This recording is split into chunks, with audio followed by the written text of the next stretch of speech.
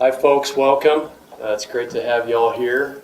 It's wonderful to have Diane with us. I'll tell you a little more about her. My name's Lucas Dart. I'm with the UNK Alumni Association and Foundation, and it's always fun for us to be on campus and participating in things that bring alumni together with students. I think there's a lot to be learned from our alums. We've got folks all over the country and all over the world who are doing amazing things, and we're about to hear from one of our more impressive alums here with Diane Simard.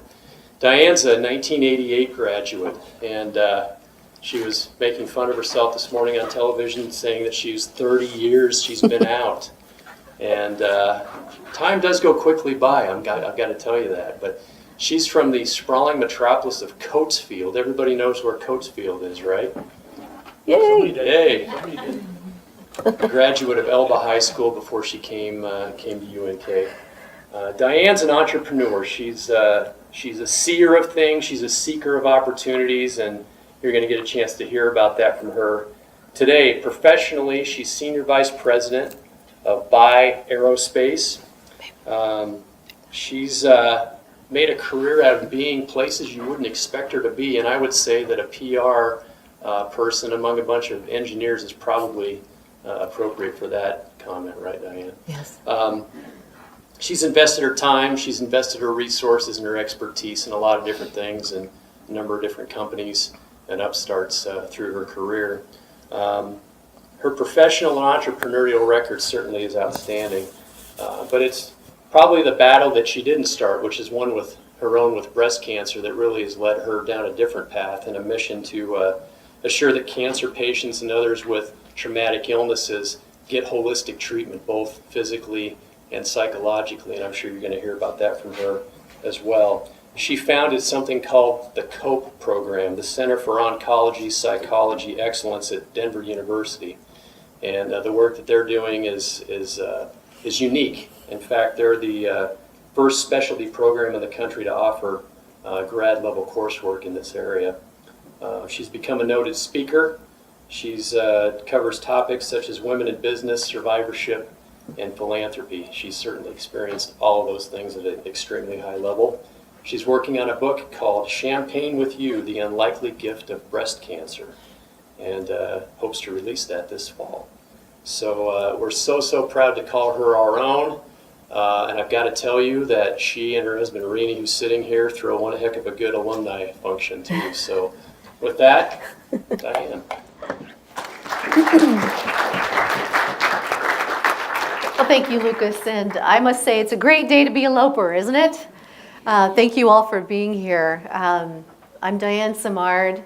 30 years ago, I was here. I was a journalism major, and back in the late 1980s, if you were a journalist, like Michelle, we were taught and almost beaten to check our sources and make sure that we got the quotes exactly right. And so the way that information travels has changed a great deal than when we were in J school. But it's so great to be back here in central Nebraska.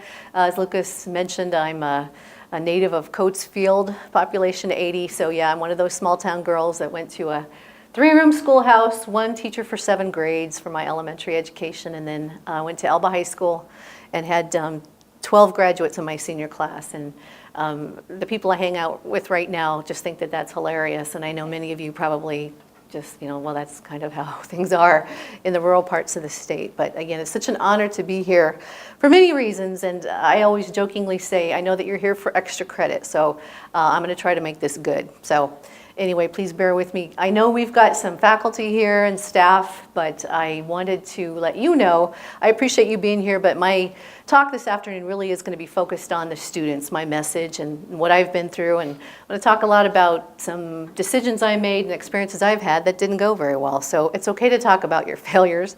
I've had plenty of them. So I just wanted to ask a few questions first of the students. How many of you here, and you can just raise your hand, how many of you are the first in your family or remember the first generation of your family to go to college? Raise your hands. That's stunning.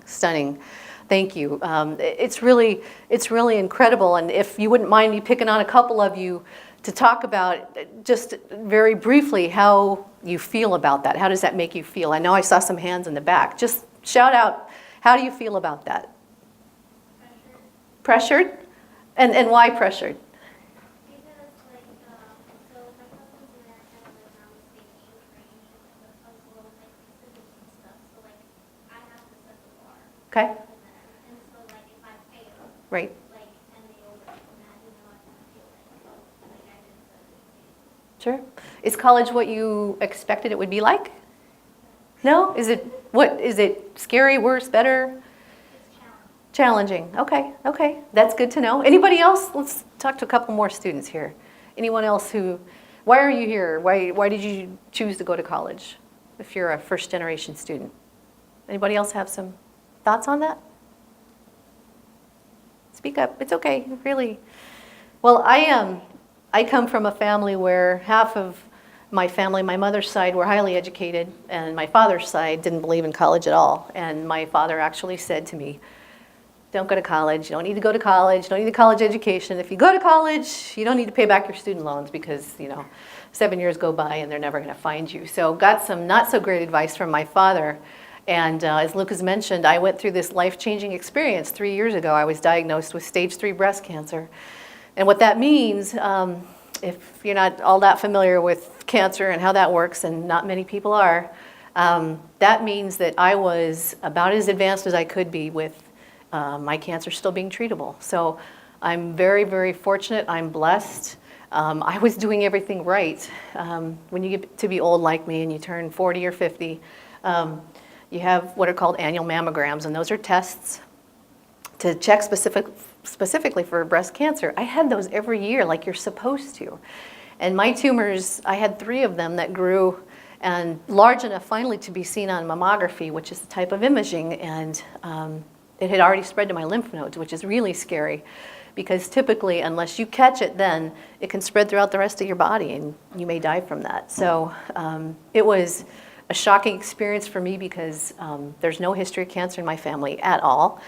Heart disease and dementia are very prevalent. And so when I was diagnosed and they caught it in time, because it was a non-aggressive grade of cancer, that's another way to identify cancers.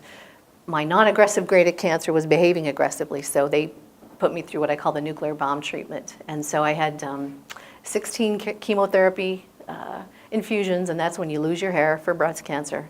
That was followed by 2 lumpectomy surgeries and then 33 radiation treatments. And so part of your body gets literally put in a microwave for about 5 minutes a day. And so I put my body through some pretty extreme measures, but and through that process, I began to really do a lot of self-reflection.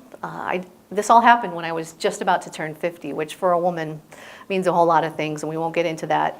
But I did a lot of emotional purging, a lot of forgiving, and it was all because certainly the anti-nausea drugs and everything that they put you through, it was so humiliating to have to lose my hair, and I chose to do that.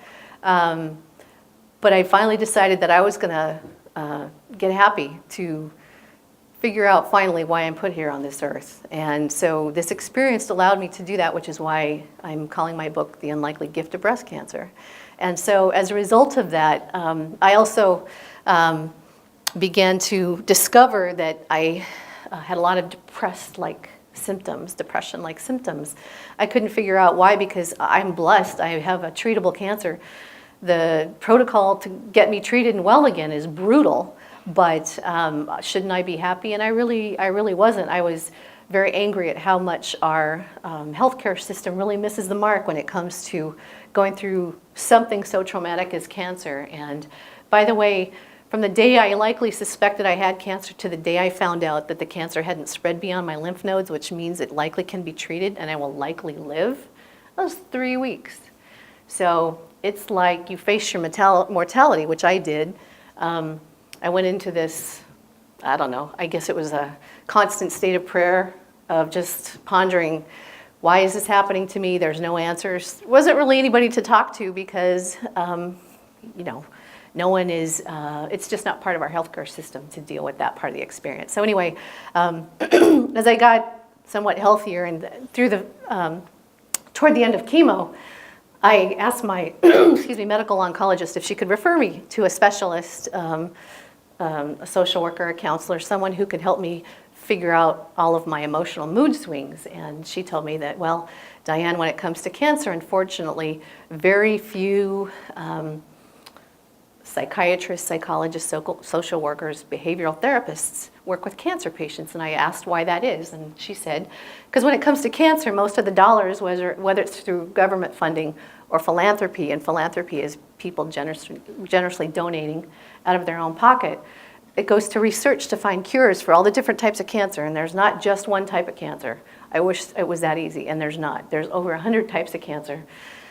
They all require different protocols. Sometimes these cancers are so aggressive and advanced that people don't literally live long enough to try trials or clinical drug trials. So it is a huge challenge, and it's very important to continue that research. But I said, well, so, okay, there's not much attention. What's happening to people like me? I mean, I was continuing to work through this, and I had a wonderful support system and family and friends, and she said a lot of people go into depression.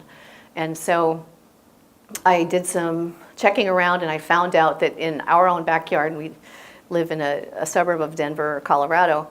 At the University of Denver, they have what's called the Graduate School of Professional Psychology, and these are where they train licensed psychologists. And they told me about an area called behavioral health psychology. And so fast forward, realized that no college or university in this country was training licensed psychologists how to work with cancer patients. And I said, I can't believe that. We've got sports psychology, family and health psychology, working with children, all of these needs. Why, and cancer is such a prevalent part of our society, unfortunately. And they said, well, no one's doing it. No one has seed funded. And I said, well, I want to do that. So I took some of the proceeds from some of the few business successes that I've had and founded this specialty called the Center for Oncology Psychology Excellence. And so I share that with you because what I would like to also share with you this afternoon is, as you are going through your college experience, looking at what do I want to do in my career, I would have to say one of the best pieces of advice I could give you is to have a plan. That's certainly important, to have that plan mapped out, but be very flexible because life can throw curveballs at you that can actually turn into opportunities like this one did. In my day job, I work for an aerospace company that I invested in 10 years ago, and of all things, we're developing electric airplanes, which is being done by other people, but no one is doing it in the fashion that we are, which is we're targeting a specific market. There's quite a commercial pilot shortage right now. So. In fact, one airline that flies out of Denver International Airport just shut down because they don't have enough pilots. And so what we're doing is introducing and we will FAA certify a 2-seat electric airplane called the Sunflyer. And we're developing that at Centennial Airport south of Denver. And we believe we're going to have the first electric airplane in the country to be FAA certified. And so that's really exciting. And so that's my day job, and I do that, and I hang out with a bunch of pilots and engineers and serve on the board of directors of the company. I handle media and investor relations. And then the other part of my double life, I advocate to bring more attention to the psychological impact of traumatic illness. So that's what I'm here to talk about this afternoon. And I have to tell you that getting to meet students and be in these types of settings is the favorite part of what I get to do. I am as I mentioned, a trained journalist. It's usually always been my job to give somebody else the words to say, to take the pictures, to get them lined up to go out and give these speeches, and here I am now. So this is quite a transition for me, and it's just so great to come back and to hear about very progressive institutions like UNK that care about this part of our society that is growing. And I'll again get back to some frightening cancer statistics because of the work that COPE is doing. In 2016, the percentage of the US population that were cancer survivors like me was just shy of 5%. And in 22 years' time, about 2040, when you are all at the height of your careers, we hope, in 2040, when the US population, I think, is projected to be 260 million, something like that, a little over 8% of the US population are going to be cancer survivors. That's how prevalent cancer is. We are doing a much better job continuing to do research to try to prevent it in the first place. But cancer is a very stealthy disease. And as I mentioned, it's not just one disease. It's over 100 different types of cancer, and they all require special research. And to make it even more complicated, cancers, their genes that make up cancer, they mutate and they change. So what's happening is that a preventative treatment or a measure that was taken 20, 30 years ago may no longer work. And so that's why this is evolving and changing. And so like I often joke about being in the aerospace industry and hanging around engineers, is it, yet again, it comes down to data. And I think that's really very fascinating. But anyway, I just kind of wanted to set the stage for that because I'd like to also ask a couple of more questions, and then we'll kind of get into some of what I have done and some of the unique experiences that I've had in my career. So first of all, wanted to ask if there's any students here who are active duty or former military or serve in the Guard or Reserves. Do we have any of you here that are, that's fine. I just was curious because military service is something that's very near and dear to my heart. My father served in the Korean War, and my husband, Rini, who was introduced earlier, is an Air Force veteran. He served for 28 years, and he retired in 2006. And so he's been out for 12 years. And Rini has also had an amazing career and continues to have a great career, but he's also a great mentor to students because of the work he's done after his Air Force experience. Rini was in the military generally, other than the Army and the Marines.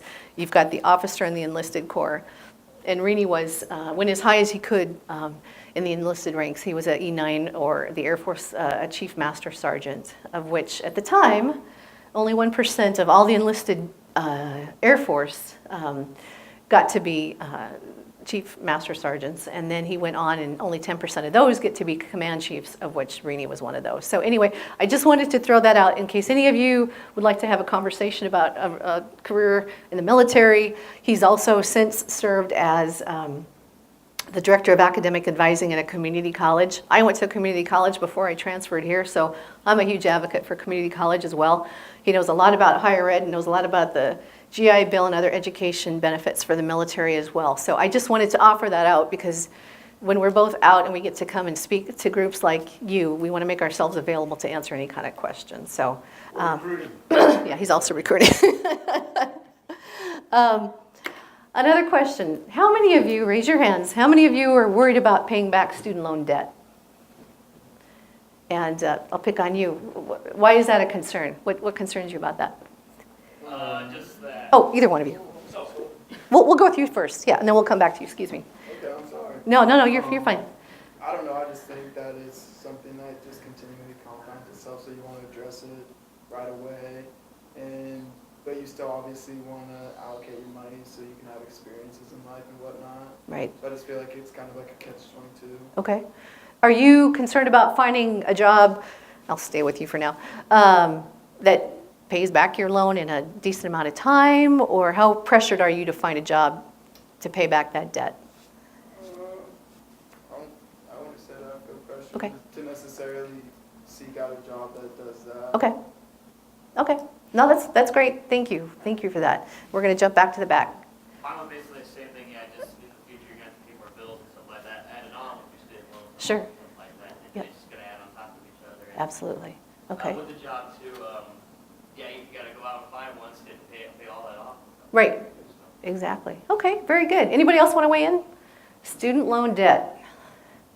Anybody else have any thoughts? Excuse me? The interest that you pay on student loans is Right. not just your principal, you're also paying on all the interest. So you're paying thousands of dollars on top of. I know. Just wait till you buy a car or a house, and then it's really gonna, yeah. No, it's, it's something that has been quite a problem. I mentioned the wacky career that I've had, and one of my first real jobs was I wrote proposals for a student loan collection agency. And in the early 1990s, about 1 in every, I want to say, 7 student loans was defaulting. And so our student loan default rate was sky high. It was over about $1 trillion back then. And so I joked about my father saying, don't worry about paying back your student loan. There was a time when student loan debt for, I think if it was not paid for 7 years, eventually the government, if it was federally backed, guaranteed by the government, they would just forgive it. And so I think George Bush Sr. put a stop to that. And so now this debt stays with you. And so, but my time in the student loan collection agency, it got really crazy because lenders, banks, if you will, were allowing some of these student loan folks who had had their student loans go into default. Just put that together with your mortgage, your credit card debt, your car payment, put it all together into one debt, and we're going to issue a new loan for you. And so what happened is that all of that debt then went into default again. And so it's really kind of interesting to watch. But I know in Colorado where, interestingly enough, higher education and K through 12 education has not been well funded. In fact, we're notoriously at the bottom for funding education, which is one of the reasons, honestly, that the marijuana legislation did get passed, is because the bill was written that the voters voted on that said, do you want to support getting more funding for higher education and K through 12 education? It was just kind of a rhetorical question, and that's how it got passed, to be quite honest with you. So anyway, all that to say that I feel for you. I think I had $3,000 worth of student loan debt and I was paying $50 a month, excuse me. I wish $50 a month on that, and I just kind of got tired, so I saved up some money and just paid it off. But it is something that I very much believe in scholarships and those opportunities, because you are strapped with enough stress and things on your mind to have to worry about this bill coming due is certainly something you shouldn't have to worry about. So thank you for weighing in on that. How many of you are pursuing your undergraduate degree, bachelor's and below? Pretty much everybody. Anybody doing graduate level work? Anybody planning on going straight from after you get your bachelor's, going for your master's right away? Anybody planning to do that? And why are you planning right in here? If I don't do it, I won't do it. Yep, exactly. And you in the back as well? Yeah. Same thing? It's just like you're in the routine of school. Right. Yep. Okay. Well, I am married to a man who got his bachelor's degree from Peru State College when he was stationed at Offutt Air Force Base in Omaha in 1986. And then it was after he got out of the military, he used his education benefits and got his master's degree when he was 52.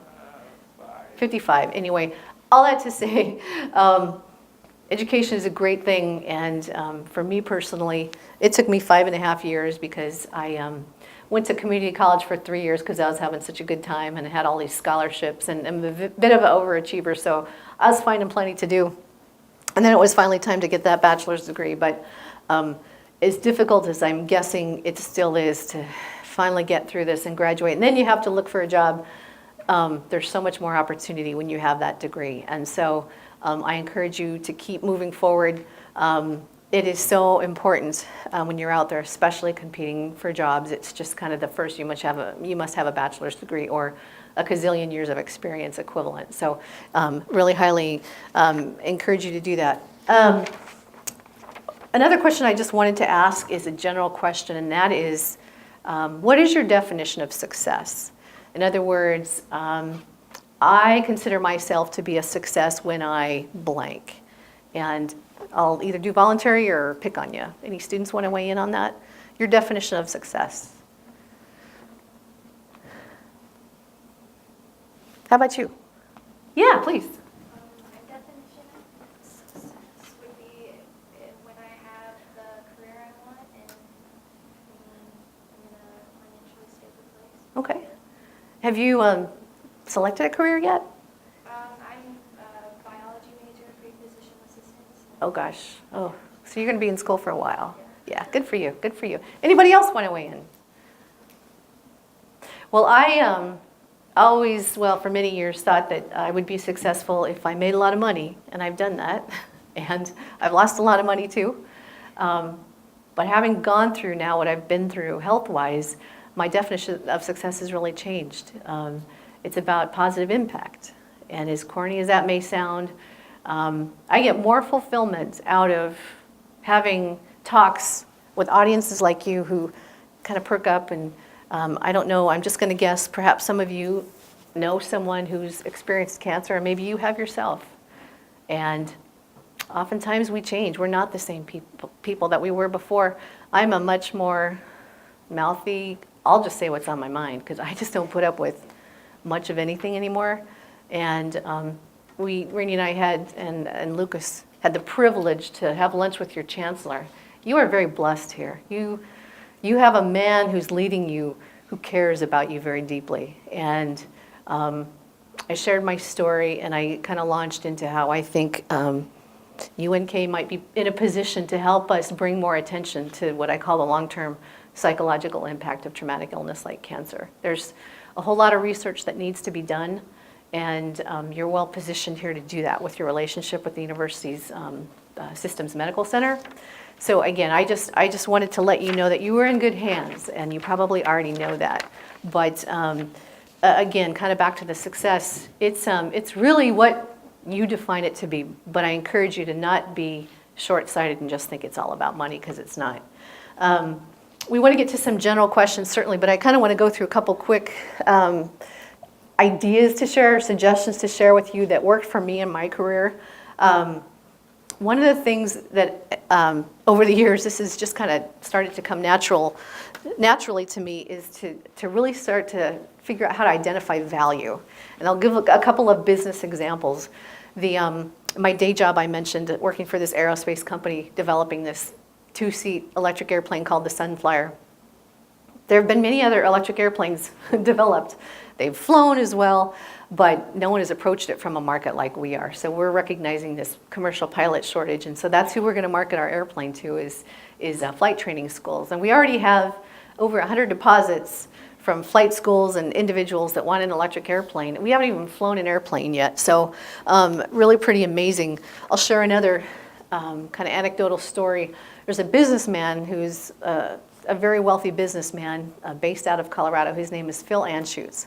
And Phil Anschutz owns the Staples Center in Los Angeles, the hockey team out there. Anyway, and he made his money mainly through oil and gas. But in the early 1990s, Phil Anschutz bought a railroad called Southern Pacific, which eventually turned into Quest, the old US West Quest telecommunications company. What he did was he bought a railroad, but he laid down fiber optic cable along the railroad tracks because he owned that land, and that became one of the biggest telecom companies, which is now owned by CenturyLink. So I share that story just to encourage you to think differently. When you look at something, don't just limit yourself. You think about the possibilities, and that includes your career, what you can do. An adverse situation, turn it into an opportunity to really change the world. The other thing that I did, and maybe it was because I was a journalism major, was never stop learning. Boy, don't think that once you get that diploma in your hands, you're done learning, because you're not. And in fact, that's what's going to give you an edge. I continue to read several newspapers every day. And yes, I do read some stuff online, and I still have to get that physical paper in my hand. I don't know, Michelle, who was in journalism school with me, still feels that way as well. But being up to date on current events, whatever your areas of interest are, particularly business, politics, I can tell you that when you have to go out and talk to a potential employer, or you want to get promoted, it is what you know about what's going on in this world that people are going to notice. And so I encourage you to stay up to date on those kinds of things. One thing I also did, and I continue to this day is to have a mentor. And I've had many mentors over the years, and my mentor right now is someone that I strive to emulate. And she herself is actually the former president of a community college in Aurora, Colorado. And I check in with her as often as I can, because she knows me and we talk about her career goals and mine and how we're going to get there. And it's just great to be able to be accountable to another person.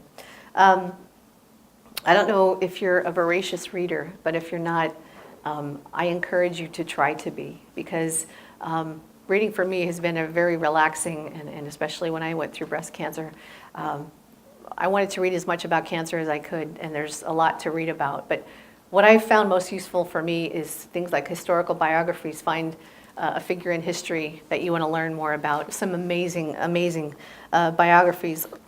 Abraham Lincoln, former president. Steve Jobs, controversial character in business, but I learned a lot from his biography. And then I'm sure you've all heard, you need to network. And I don't know if there's classes offered here about how to network or how to get out and meet people, but it is really important. Myself, all the jobs I've had, I didn't answer an ad. It was a referral. You should meet this person, and that's typically how it works in the world. Traditionally, you place an ad, you answer an ad, and then you and 100 other people go and apply for the job. But again, it's who you know and how to get there. And you want to make sure that the person who's recommending you for a job knows you well and knows it will give you a great reference. I use LinkedIn. I don't know that that's real popular with those of your age, but it's been a great networking tool for me. Embrace crisis situations and take advantage of them instead of running away. That's a good one.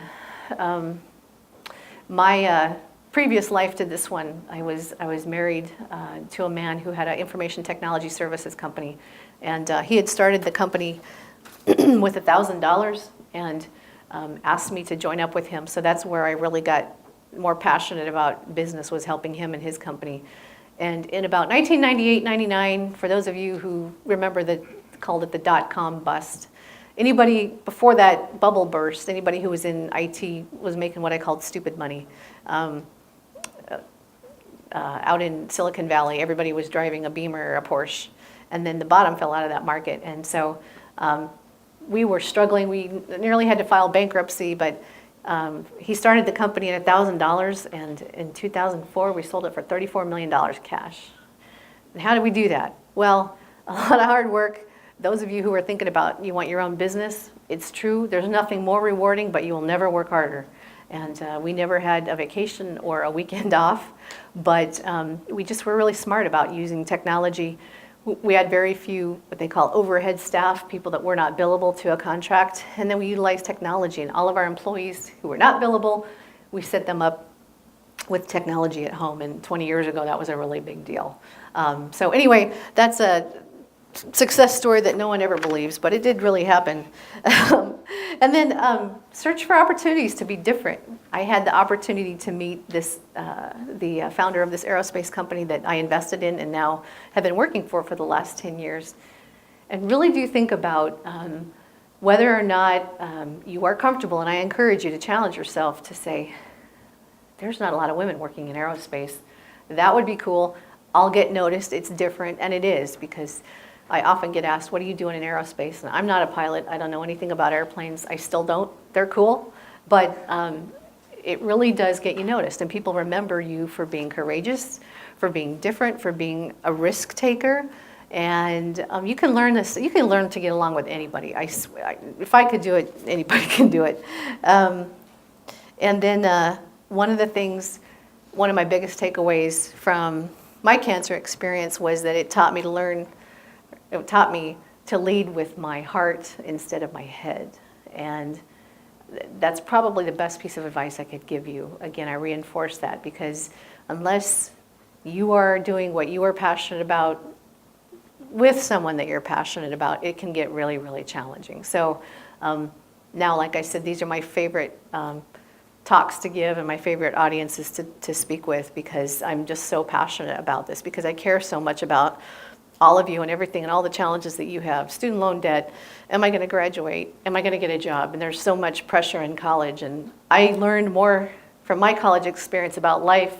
Well, I won't say that. I learned as much about life and figuring out the system by getting a college education as I did learning from the textbooks. And as I mentioned, it's never over once you get that diploma in your hand. So again, those are just some general talking points. If I have touched on anything that you would like to talk more about, learn more about, I'm happy to talk about anything. Reni's also here. And so I would just like to open it up for general questions and encourage you to do that. Anything that you want to talk about, ask away. Can you talk about your book, Diane, when you think that's coming out and what that will be? Sure, absolutely, yeah. So, and then we'll get to you, Lucas, because I know you've got a good question. When I was first diagnosed, I first learned I had cancer, and I, just didn't know what to do. I started to pour my feelings out into a journal. I hadn't kept a journal, I had started, but I hadn't been disciplined about it, but I just decided to channel my feelings and to just write down, which I understand is a tool that a lot of mental health workers suggest, and it's what I did. And so for the whole year that I went through treatment, I continued to just write down everything, all the smells and the looks and the feels and the horrible stares that people give you when you're bald and what that felt like.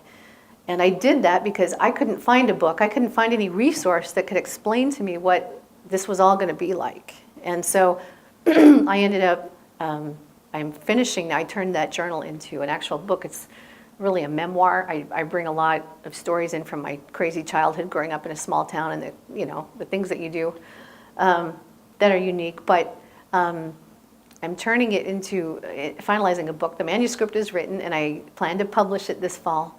And it's really my gift back. It's a key part of my healing and continued recovery, to be quite honest. I'm not doing this because I want to write a book and win a Pulitzer Prize. It's nothing to do with that. In fact, I've never been more passionate about finishing a project. This is by far the most important thing I'm doing right now. And so it is, as part of my recovery and experience, I had some very spiritual moments. I'm not I wouldn't say a deeply organized religious person, but I had some pretty amazing spiritual moments. Halfway through chemo, my body was pretty ill, and I ended up, I had had some acupuncture treatments. And if anybody has ever had acupuncture, I had these energy jolts shooting through my body. I had acupuncture because the nausea was so bad. The chemo nausea was so bad, so I thought, oh, this should be harmless. Well, anyway, what happened is that it released, there's a crystal in your inner ear that controls your balance in your ear canals, and there's all these canals in your ear. I think I jolted one of them loose, and so in the middle of the night I was sleeping, and I rolled over, and one of those crystals broke loose, and I went into this horrific bout of vertigo. And imagine being on one of those tilt-a-whirls or any spinning ride, or just put your head into a dryer and look, and everything's spinning around you. That's what vertigo is like.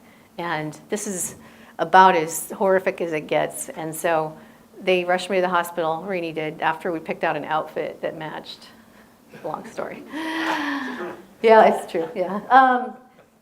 And they gave me Valium and everything, my heart slowed down. And but I was spinning. I couldn't wear high heels for like 6 months. It was terrible, but I was laying there after everything I had been through and worried that I would die from cancer. I came closer to death during that vertigo experience than I ever did during the real cancer.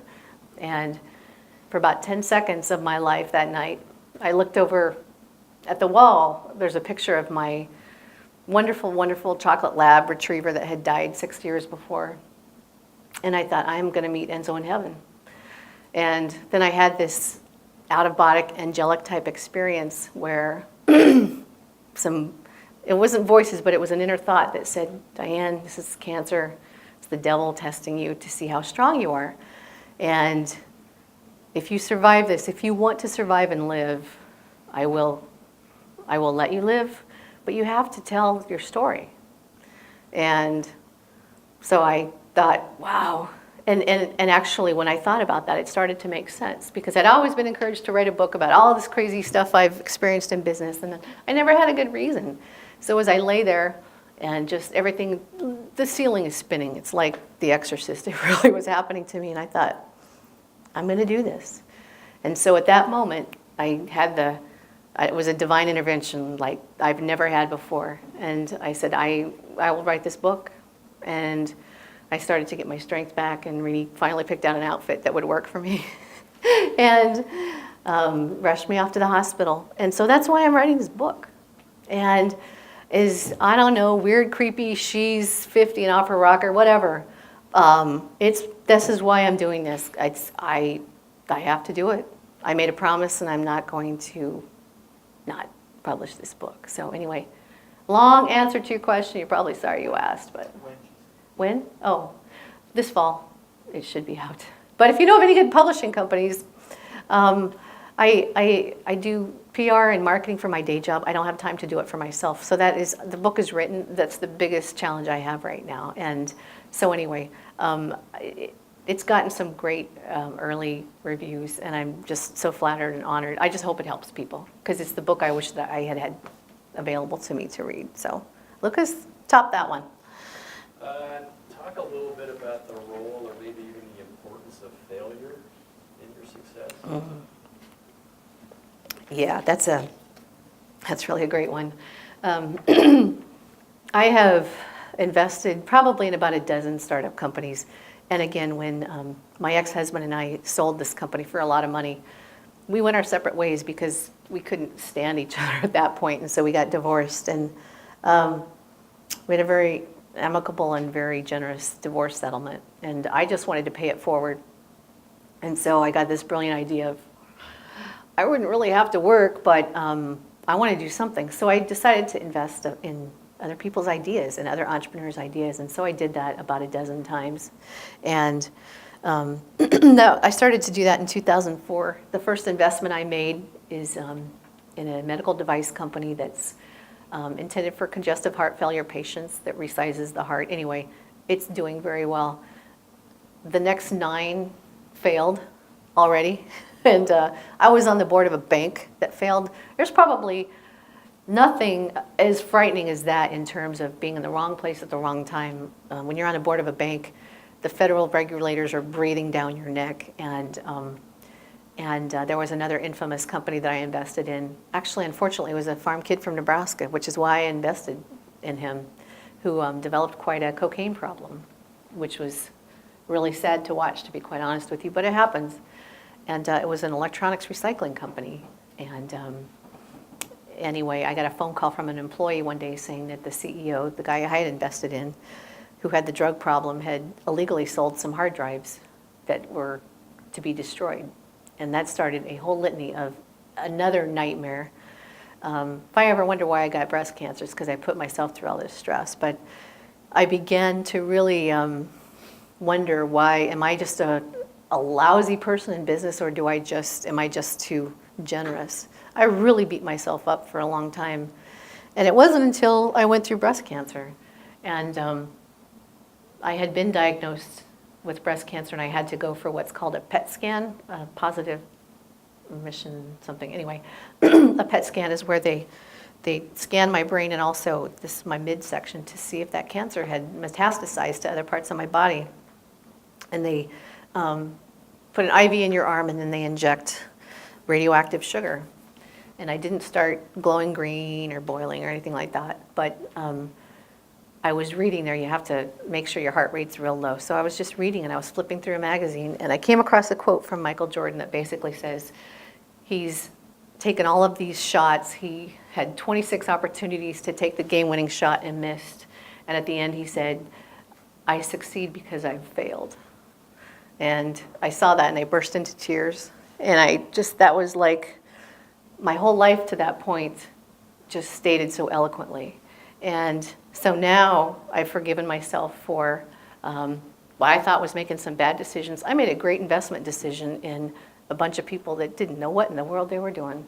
And just because you have an idea doesn't mean that you're great in business. And so those are painful lessons, great lessons.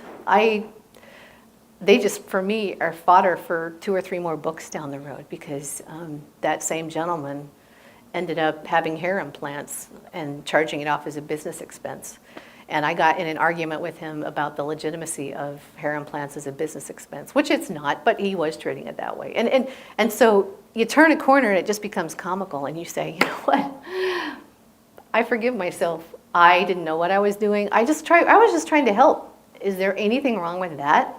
Again, it's not my job to make sure everybody is successful. That's on you. And it's on me. I take full responsibility for that.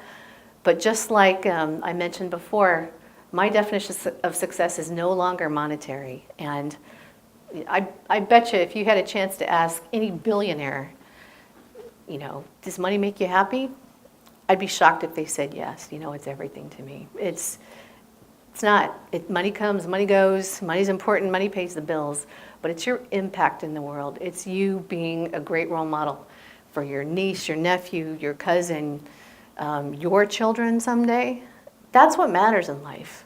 This may sound like it's easy for me to sit down here and pontificate, but at the end of the day, it's that impact. And I'm not talking about a legacy where you've got a building dedicated to you. I'm talking about doing something that no one else thought to do.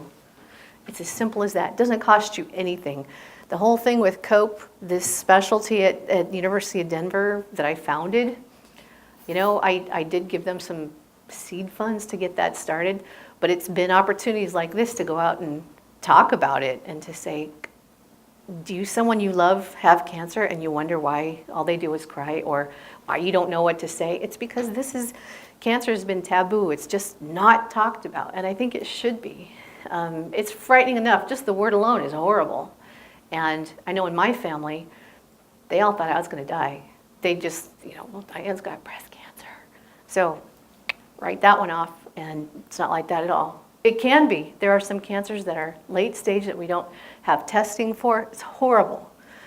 But if you are proactive and you're on top of it and you're fortunate enough, it is survivable. It is really, really challenging to get through some of these treatments. And I do hope that some of the brutality of that process can eventually go away. But you can have a rich, meaningful life. And for those that are struggling, we want to get you the tools to help you get past that. So again, opportunity in failure or a bad decision or this didn't quite go the way that it went, don't write it off. Just go away and think about it, and let's try it again or look at it from a different angle. Again, at lunch, one of the things we were talking about, I mean, some of the challenges that the state is having right now with its budget. How do we turn that into an opportunity? And your chancellor and Lucas, they're all over it. And so what others might see as a disaster or a failure, or here we go again, no, how do we turn this into an opportunity? That's the way to think. That's the way you survive and thrive in life. Other questions? Yes, in the back. Do you consider cancer to be your biggest challenge? And if you do, what do you consider your biggest success? Thank you. Yeah, I would have to say it was because I didn't have an answer because I didn't know anything about cancer. Usually I'm pretty well read, but I purposely didn't read anything about cancer. I'd never thought it would impact me because statistically it shouldn't have. To make it even weirder, I did have the cancer gene test, and if you have certain genes, you may have heard of the BRCA gene that Angelina Jolie had, which is why she had the mastectomy and all the surgery. I don't have any of that. So statistically, and again, because I've worked around data my whole life, this shouldn't have happened to me, but it did, so I finally stopped worrying about that. I would have to tell you, though, to switch and to say cancer's been my biggest success because I'm impacting more lives. I've had complete strangers come up to me countless times now who learned or were told that I'm trying to bring more attention to the emotional side of cancer, and they'll come up and they'll shake my hand and burst into tears. And they'll say, thank you for bringing attention to this because nobody understands what this is like. I can't talk to anybody about it, and this has happened to me too. A family member said to me, the first time she saw me after I finished treatment, and she said, well, thank goodness you're here. We're glad to see you, but thank goodness it's over. You can just put it behind you. Never can put it behind you. Because when it comes to cancer, you're tested. I'm tested every 4 months now testing for me used to mean mammograms, but now they take blood, so they check biomarkers. There's certain proteins in your blood. You're reminded of this. I wear my wedding ring on my right hand because my left hand has lymphedema. It doesn't look too bad right now, but I had 6 lymph nodes removed from my left armpit. They knew one was cancerous, but didn't want to take any chances. They took all of those out. So now I've got fat Miss Piggy hand. And I look down at that, and I used to have really beautiful hand. And it's just, so your body's changed, your mind has changed. And so, but I go back and I say, I wouldn't be the person here, I wouldn't be back, I probably would not have re-engaged with Michelle because she and I went to school together. I don't know, I think we reconnected on LinkedIn. And then she found out what all I was doing and advocating for. And this has opened up a whole new world for me. And the opportunity to just come back, and I talk about UNK all the time, what a great place it is, and we're trying to get more Colorado students to come out here because it's so expensive to go to school in Colorado. Just go to Nebraska. I am happier, sincerely, because I know I'm being more impactful, and that's my new definition of success. So thank you, great question, great question. Anyone else? Extra double, triple points, extra credit. Anybody have any questions for Rini? Oh, I'm sorry, excuse me. Yeah. What is it like trying to advocate for the first time that no one else has ever tried to talk about, and being that first person? Yeah, yeah. It wasn't even scary at first because I didn't set out to advocate. I just started to talk about it, and people at work would sneak into my office and, like, what was it like to have cancer? And I think because I'm approachable, I started to ask and say, do you really want to talk about this? Because I'm happy to talk about it. Yeah, it's really fascinating. You talk about it like in such, you're so descriptive and you're very honest, and said, okay. And so as I was out and about, and I would say, I'm thinking about talking more, and I started this COPE specialty because it seems like a lot of people are interested. Oh, yes, yes. And so I didn't make a decision and say, I'm gonna be the poster child for cancer. I didn't set out to be that, even though my oncologist, because I drilled her every time I met with her when I was going through treatment, because I'm inquisitive, which is why I started out as a journalist. I didn't set out to be this interested and passionate. It has just happened naturally, and it's all about the reaction that I know I've gotten from some of you, some of the head nods, and then I can tell it's not that interesting to some of you. I respect that, that's cool. Or it's scary, yeah, it is. But you just learn to start to read body language. You start to realize that people are comfortable in coming to you and asking questions. I've got a colleague right now, nobody in our office knows that she's gonna have to have several breast tumors biopsied at the end of this week. And she came into my office, and I'm the only one she's told. And you start to really respect people, and that they're frightened, and this is just something you don't want people to know until you know, and so you keep it buried. And as we were talking, that's a lot of it, is that society just doesn't encourage us to share our feelings, our fears, because it's like we're a failure. Oh my gosh, I might have cancer. Oh, that's scary. And so I'm dropping her little notes, and that's how we deal with this. And so because I just began to get such positive response and so many people were bursting into tears, I said, I think we've got something here. And then we hosted a UNK alumni gathering at our house last fall. And Stephanie was there, and Lucas was there. And we just started, they both approached me and said, this is really fascinating what you're doing. And I said, well, I am happy to do whatever I can. If this is a specialty, an area that UNK might want to look at, I'm all for that. And that's why I'm here these 2 days, is to really continue this dialogue and to see whether there's a need, whether there's an audience, because it's really an opportunity. And that's what we talked about with the chancellor at lunch. It's an opportunity because this is an area that's just being plain ignored. And we are being just sort of shunned upon, like you should be happy you're a survivor and that should be good enough. And it's not. It's just not. Our whole healthcare system, and it's not just cancer, but our whole healthcare system, there's a term for this, and it really has to do more with we react to issues as opposed to being proactive and being, and I certainly went through this too. I wasn't prepared for this mentally. And the whole mental aspect or psychological aspect impact of this, it's not even talked about. They try to figure out, they have you rank 1 to 10 whether you're depressed. Do you think you're depressed?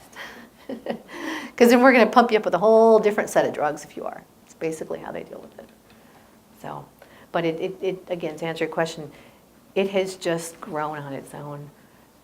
But if you feel a spark and you feel like, gosh, there may be some interest in this, really pursue that. I highly encourage you to do that. So, yes. With all the kids in here, a majority of them are going to come across cancer at a point, either themselves, they already have a parent, a grandparent that's going through a diagnosis. This will be for Rainey too. What's your best suggestion? Maybe one, like, where do they go for answers? I mean, like, we had a conversation in the hallway. I don't even know how to approach my grandma. I feel different now. I don't know how to talk to her, what to ask. Yeah. So do you have any advice Sure. how to You wanna take this one? encounter, or do you have like a great read for kids that are dealing with family with cancer or with themselves, or what would you suggest? Certainly, absolutely. I'm going to let Rini speak first. Well, my grandfather passed away from lung cancer 20-something years ago. And my dad, as he was learning about Diane's journey, and Diane was very frank and upfront with him and graphic with him and explaining all that, he really had no clue. I think you had said, Pops, they're putting poison in me. And my dad said, what are you talking about? They're putting poison in you. Well, why are they doing that? What's poison? So she had to explain to him that chemotherapy is poison. And for him, it was kind of an awakening because he remembered, he told me, when he stood at the end of my grandfather's bed and didn't know how to communicate with him. I never talked to him, never really asked how he was because they didn't want to actually acknowledge the fact that he had cancer, even though he was dying, laying there dying. So I think the biggest thing, the takeaway he had from that was, I wish I had handled that better. I wish I had communicated. I wish I had talked to him. I wish I had listened to him instead of just being afraid to do that. And I think that's the key I think we're all trying to share here. As a caregiver, and I don't think you asked this question, but how many of you in here have been impacted with cancer, either your family or somebody you know? It's almost everybody in the audience. We're all impacted by it, and I think you have to have that dialogue. You have to talk to each other about it and not be afraid to talk about it. Because everybody experiences it, whether it's you personally or whether it's your family. The nurses that we dealt with when Diane, I was fortunate enough to go to all her chemotherapies with her, because I had a very understanding boss about that. But the nurses that have to go through this every day, the chemo nurses, and see this, and they see some people make it, some people don't make it, they're traumatized by it also too. We talked to a nurse who was a pediatric oncologist who told us that you can do that for about a year and that's it till you start seeing babies die. For those types of nurses that have to see this. So just, you think about the magnitude of that, and it impacts everybody. And I think it's like what Diane is trying to do is draw attention to it, get the mental health help that you need, and then continue to talk about it amongst each other, and not have a stigma associated with it. I hope that's what you No, absolutely. And I would add and emphasize, there's no guidebook or, Cancer for Dummies. I'm sure there's one of those. What I found, what I wish I had were more people willing to just listen. And I was so busy after I was diagnosed that I was trying to speed read because I didn't know. I had to Google breast cancer. I didn't know what breast cancer was. But I chose to meet with one survivor. And unfortunately, it was not a very good choice. And all she did was talk at me and tell me what I should and shouldn't do and how she was thriving. She had lost weight and her hair had grown back and she's thriving, and it was just horrible. And what I wish she would have done is to let me ask the questions, because I didn't have my guidebook. I didn't have any answers about what chemo was going to feel like. And it just kind of ruined it for me. And I was so angry at her, and I was angry at myself too, because I just assumed everybody's going to be compassionate when they find out you have cancer, and they don't know how to act, because again, what do you say? What do you not say? And I would just say, ask if they want to share anything, that you're there for them, but to not say, oh, I'm going to bring over a casserole, and don't force yourself on them, because we all deal with this differently. And it's going to change. Some days they will want to talk. Some days they will want you to come and clean their house. You can't predict this. Just be flexible. Our best friends were so great because they left us alone. And because I was, my immune system so weak from the chemotherapy, I just didn't interact with a lot of people. It was healthier for me that way. And I ended up not getting sick. I had the vertigo thing.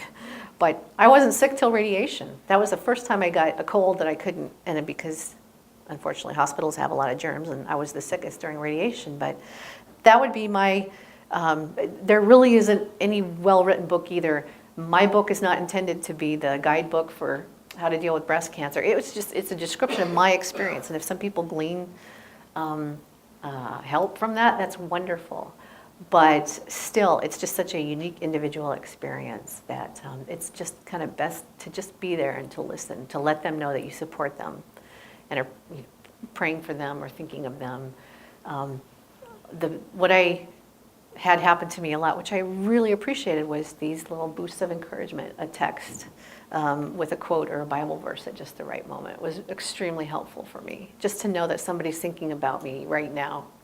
So, but great question. Yes? My brother is an internal pharmacist for the Nebraska cancer doctors in Omaha. Uh-huh. So when he took that job, before that he was a pharmacist in the Target chain. Sure. So he got the opportunity to get into this field. He knew what he was getting into, but I think what the mentality of it, dealing with cancer patients 24/7, Yeah. A, to prolong life, B, to hopefully eradicate it a little bit and enjoy, be a cancer survivor.